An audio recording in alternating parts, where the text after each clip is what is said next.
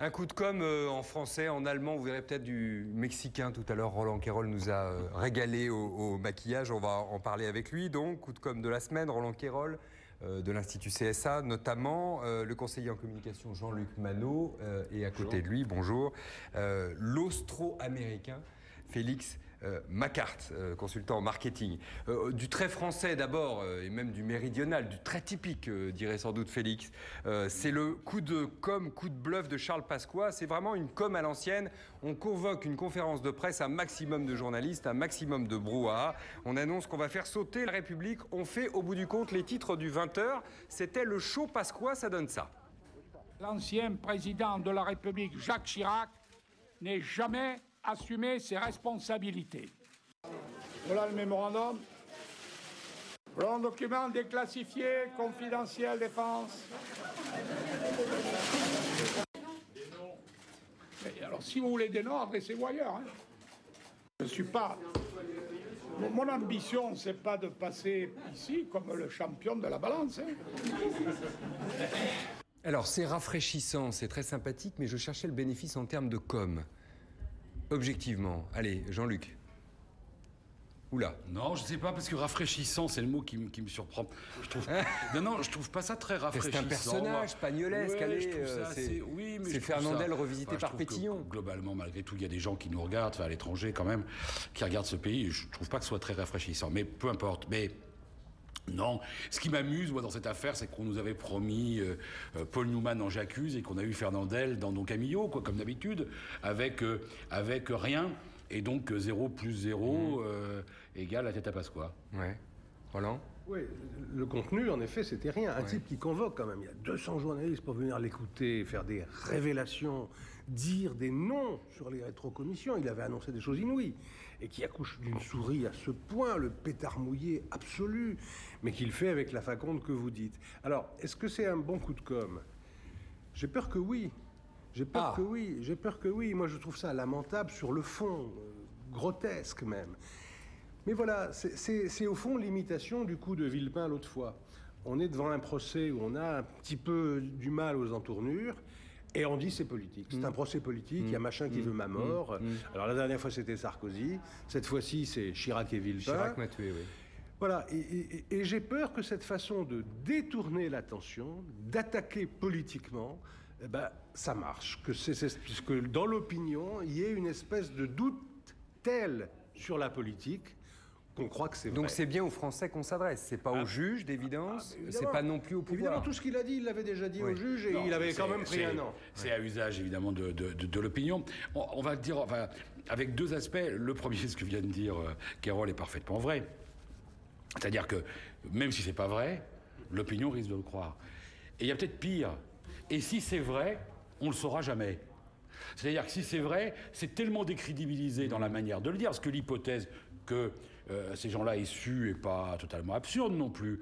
Mais dit comme ça, dans ce numéro-là, ça fait qu'en réalité, on n'a pas envie de suivre. Ouais. Il y a une efficacité quand même, Félix, ou pas ? Ça fait flashback sur la Ve République vue de l'étranger. C'est-à-dire que tout ce que ce pays, tout ce à quoi a habitué ce pays, vu de la presse, vu de l'étranger, aujourd'hui, eh bien, on voit, ça c'est un exemple assez typique de ce qu'on voyait, ce qui est révolu en fait. C'est une manière de communiquer. Aux États-Unis aujourd'hui, pour avoir un tel impact, il faudrait que Bob Dole tombe de sa chaise sur un meeting à 85 ans. Pasqua arrive à le faire, encore une fois, comme l'a relevé Quérol, sans dire quoi que ce soit. Finalement, donc une spécificité française. Des médias français aussi. Chez nous, ils ne tombent pas de leur chaise. Le système consiste à les remettre sur la chaise. C'est ça qui fait événement. Une question sur les médias quand même. Est-ce que les médias anglo-saxons, par exemple, les médias allemands, mettraient à l'antenne le soir à 20h en premier titre Charles Pasqua si on considère qu'il n'a rien dit? Il faut regarder la figure qu'il représente en France. Enfin, je veux dire, c'est quelqu'un qui a dominé la scène politique. Si Helmut Kohl en Allemagne vient demain et dit « je vais vous dire la vérité sur Angela Merkel », et s'il ne dit rien, est-ce qu'il est au 20h à 20h le soir? Oui, parce qu'il ne s'agit pas là de savoir s'il a sur le fond du procès fait des révélations fracassantes. C'est pas ça qui est intéressant. Ce qui est intéressant, c'est qu'un type qui a été pendant 30 ans l'homme de main de Chirac, l'homme des basses œuvres de Chirac, le ministre de Chirac, le prochissime de Chirac, à un moment vient dire c'est un lâche. Voilà, la rupture politique, elle était faite depuis 93, 94. Mais une rupture aussi violente et aussi théâtrale... Donc c'est du cinéma. À ce niveau-là, Voilà. c'est entièrement du cinéma et c'est ça qui marche. Ça aurait été relevé à l'étranger. Ça fait 10 ans maintenant que le divorce est c'est très, faut regarder, c'est très singulier parce que c'est ce que dit Roland. En réalité, Pasqua, il existe là uniquement parce qu'il a dit aussi j'ai fait Chirac. C'est parce que tout le monde sait qu'il a contribué à faire Chirac. Et c'est ce côté baroque de cet affrontement-là qui, à un moment donné, lui donne l'autorité pour être à l'antenne. Bon, les Français font bien du théâtre, en tout cas. Voilà ce que vous nous faites remarquer. Coup de com' qui se transforme en piège pour le président de la République. Alors ça se passe le 8 novembre sur le Facebook de Nicolas Sarkozy. Nicolas Sarkozy, puisque théoriquement c'est lui qui écrit, on peut en discuter, était à Berlin, affirme-t-il, le jour même des premières fissures dans le mur, le 9 précisément. Le message, dit l'Élysée, c'est lui et Merkel y étaient, tous les autres invités n'y étaient pas, donc les autres sous-entendus ne comptent pas. Le problème, c'est que ça ne colle pas et c'est le bide de la semaine.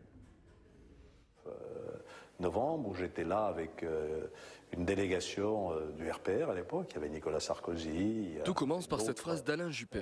Problème, le 9 novembre 1989, Alain Juppé est à Colombey-les-Deux-Églises.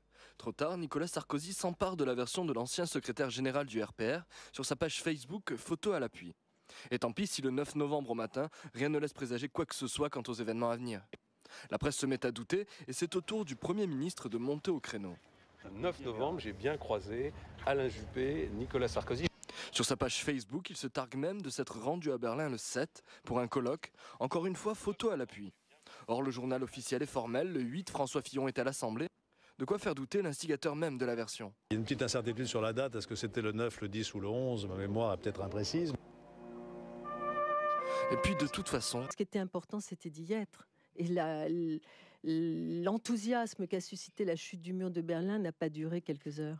Oui, finalement, c'était peut-être pas le 9. Le 9 novembre a duré jusqu'au 16 ou au 17, qui est probablement la date véritable du voyage. Quel intérêt de le dire? On voit bien l'intérêt de mettre la photo de Nicolas Sarkozy en situation 20 ans avant. Mais quel intérêt d'affirmer que c'était le 9? Et quelle importance d'une certaine manière? La symbolique. Ouais. On est le 14 juillet à la prise de la Bastille. C'est quand même pas pareil que de dire j'y suis allé le 15.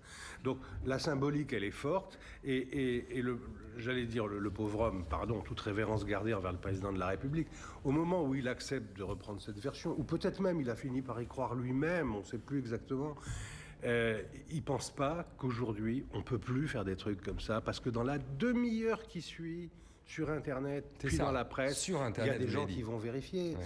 Voilà, on ne peut plus faire ça. Ouais. Il faut vérifier soi-même ses propres souvenirs avant de les mettre en ligne. Oui. Jean-Luc? Oui, moi je crois que c'est juste une grosse bourde, quoi. Sur la date. Une grosse connerie, parce que c'est vrai que ce que dit Catherine Pégard est juste. Il y avait ceux qui se réjouissaient et qui étaient, puis il y avait ceux qui n'avaient pas compris ou qui n'avaient pas très envie de se réjouir et qui n'y étaient pas. Il est indiscutablement parmi ceux... on se réjouissait, oui, mais disons-le. Les communistes avaient été battus, c'était terminé. Ça, je pense sur tous les gaullistes, et il y en avait beaucoup qui, comme disait l'autre, aimaient tellement l'Allemagne qu'ils étaient ravis qu'il y en ait deux. Hein. Mais c'était Mauriac. Il y avait déjà plus beaucoup de gaullistes au RPR. Mais il n'y a plus beaucoup de gaullistes au RPR déjà depuis longtemps, ou de gaullistes tout court. Bon. Mais en tout cas, Nicolas Sarkozy, il est d'une génération, il est d'un engagement qui ne fait pas il n'y a pas de discussion. Il est heureux de cet événement et il y va. L'intérêt de dire j'y étais le 9 plutôt que le 10, plutôt que le 11, je crois qu'il le maîtrise pas, ça. Il maîtrise pas, il dit c'est le 9, donc il dit qu'il y était le 9. C'est juste une connerie pas maîtrisée. Le problème, c'est que ça fait beaucoup, quoi. C'est pas très sérieux. On a envie de sourire, on a envie de dire oui, je me souviens, il était bien le 9. C'était juste le lendemain du jour où il a ramené à Paris le trésor de Rackham le Rouge. En fait, c'est